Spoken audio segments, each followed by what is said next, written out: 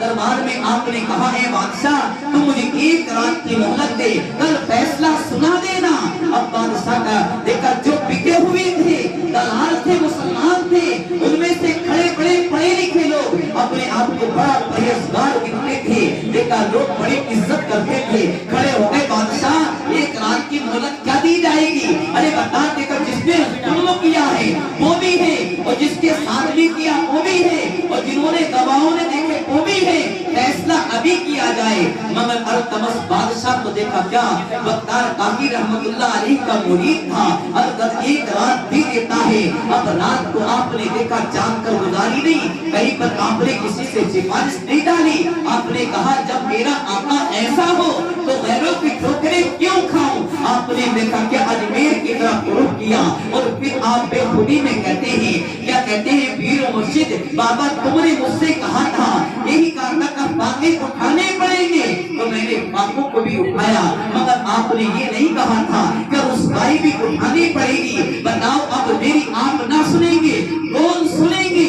اسی میں دیکھا بے خودی میں آنکھ مچ گئی، دیکھا کیا خواجہ پاک میں تشریف لے آتے ہیں، خواجہ پاک تشریف لاتے ہیں اور آپ فرماتے ہیں بختیار آپ دیکھو تم تو پریشان نہ ہو، بادشاہ سے کہہ دینا کہ دیکھا شام تک میں آ رہا ہوں۔ آپ دیکھا صبح ہی گئے اور کہے بادشاہ میرے پیر و مرشد کل شام تک آ جائیں گے، ایک دن کا ٹائم مجھے اور دے دے۔ مگر دیکھا التمس بادشاہ عاشق مصطفیٰ تھا، اور دیکھا کیا آپ نے کہا ٹھیک ہے، پورا دل نکل گیا، انتظار میں گزار دیتے ہیں، مگر بادشاہ کے ساتھ کوئی مسلمان بکنے والے ہوتے بادشاہ ایک دن کا ٹائم کیوں دے دیا؟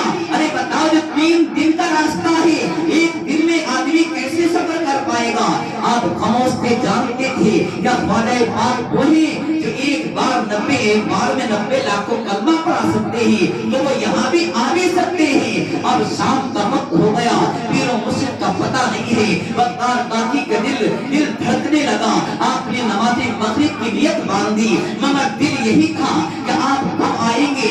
آپ نے جب سلام پھیرا تو کیا خواجہ پاک کی ایک رکعت نکل چکی تھی، آپ نے سلام پھیر کر دیکھا، جب پیر و مرشد کا چہرہ نظر آ گیا، آپ کے دل میں دل پڑ گیا، آپ نے دیکھا سلام پھیرا، جب دیکھا آپ نماز سے فارغ ہو گئے، بختیار کاکی قدموں سے لپٹ گئے، بولے بابا تم نے مجھے یہاں دہلی بھیجا تھا اور مجھ سے وصیت کی تھی کہ بیٹا یہاں پر فاقے ہوں گے، تو میں نے کبھی کھانے کی شکایت نہیں کی۔ آپ نے کہا تھا کہ پریشانیاں اٹھانی پڑیں گی، تو پریشانیاں بھی اٹھائیں، مگر بابا تم نے یہ نہیں کہا تھا کہ رسوائی بھی اٹھانی پڑے گی۔ آپ نے فوراً دھکا دیا اور کہا کہ بختیار تو یوسف علیہ السلام سے بھی آگے نکل گیا، ارے بتا اس میں بھی تو ایک تہمت لگائی تھی، بتا تو نبی سے بھی آگے نکل گیا۔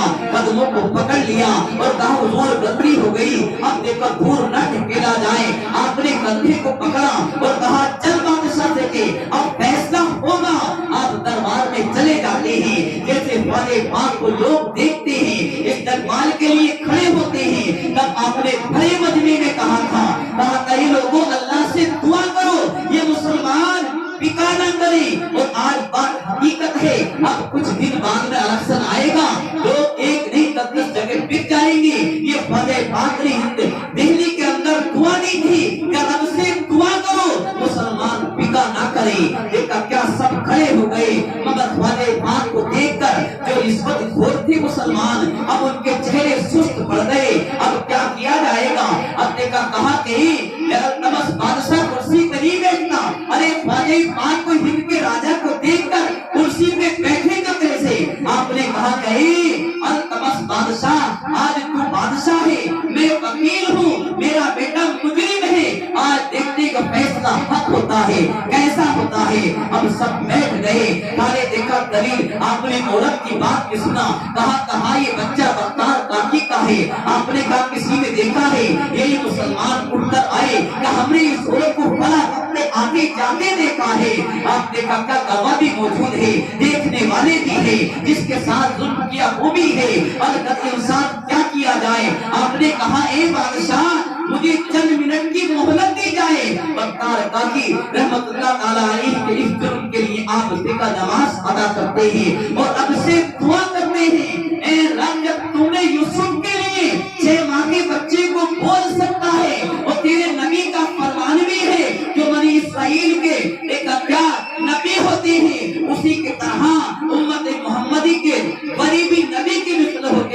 آج میرے بیٹے کی لاج رکھ، جب یوسف کے لیے تیرے 6 ماہ کا بچہ بول سکتا ہے تو میرے بیٹے کے لیے بھی بول سکتا ہے۔ آپ نے دعا کی اور صورت کے قریب گئے، اس کے آنچل سے روپٹے کو ہٹایا، کہا اب میرے بیٹے کی گواہی یہ بچہ دے گا۔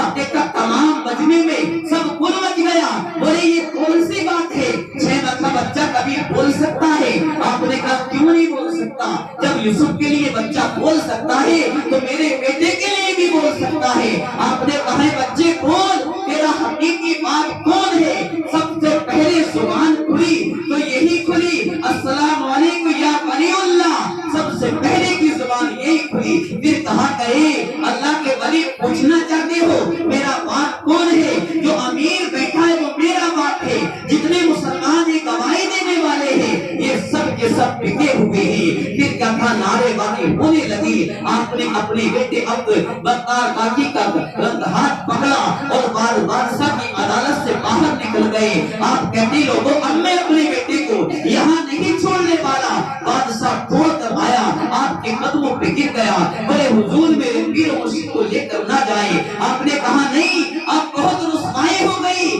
سب لوگ جمع تو اس لیے ہوئے تھے کہ میرے بیٹے کی رسوائی دیکھی جائے، مگر تم نے اس کے اندر کوئی اچھائی نہیں دیکھی تھی، اچھائی دیکھ کر گھر جاتے تھے، برائی میں تماشا دیکھنے سب آ گئے۔ اللہ دیکھا کیا